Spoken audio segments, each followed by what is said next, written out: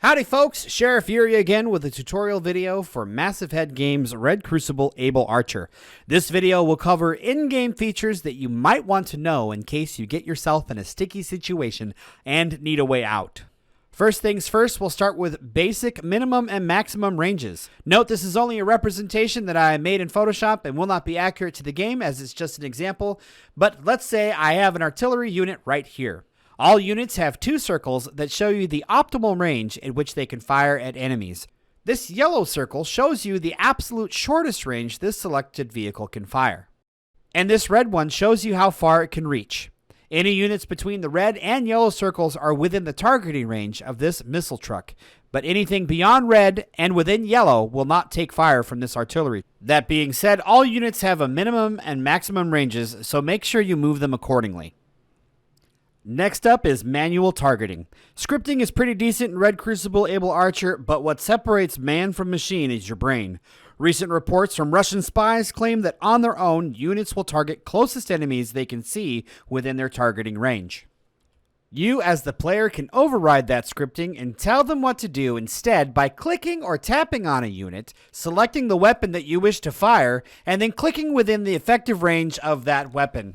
You can use this feature to lay down fire on enemy approaches, pepper an area you think a varmint is hiding, or simply tell your artillery to shoot that other artillery just beyond that pesky transport truck.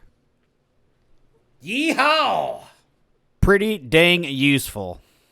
Moving on, we need to talk about vehicle armor and unit orientation. If we select a vehicle from the store and select this option that shows the armor mapping, we can see how armor is laid out across the tank.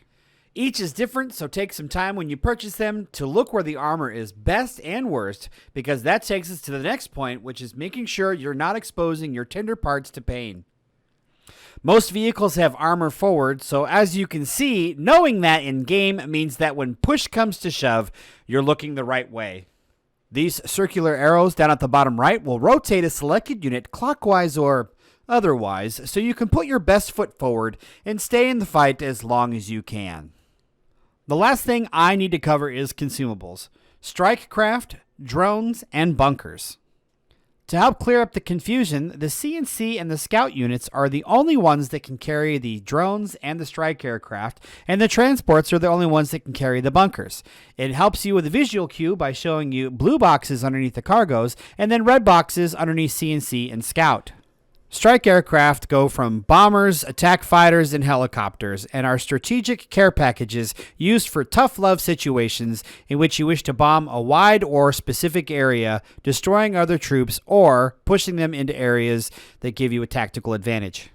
Drones are used to surveil an area by looking down to pierce the fog of war to see your enemies. And last but not least, there is the cargo transport, which places the bunkers. Now, I set up this map purely for fun, just to illustrate the point of transports and bunkers. It's important to note that transports are non-combative units with no weaponry, other than the ability to place bunkers, which can in fact shoot back. Simply put a transport where you want it, click on it, select the bunker from the option, click a square within range, and boom, there it is. A lead lemonade stand ready to serve up some pain. As the bad guys approach, they start taking pepper from the good guys. So use bunkers wisely to get an edge in battle, control an area, or block an enemy from getting to where you don't want them to be. So I hope this helps. Everybody, this is Sheriff Yuri, the Atomic Cowboy, working with Red Crucible Able Archer tutorial videos. That way you can grow and expand in your gameplay. Leave a like, share, subscribe, make a comment down below if there's something you want me to improve upon or if there's any questions you want me to answer. But until next time, guys, I will see you on the battlefield and on the range.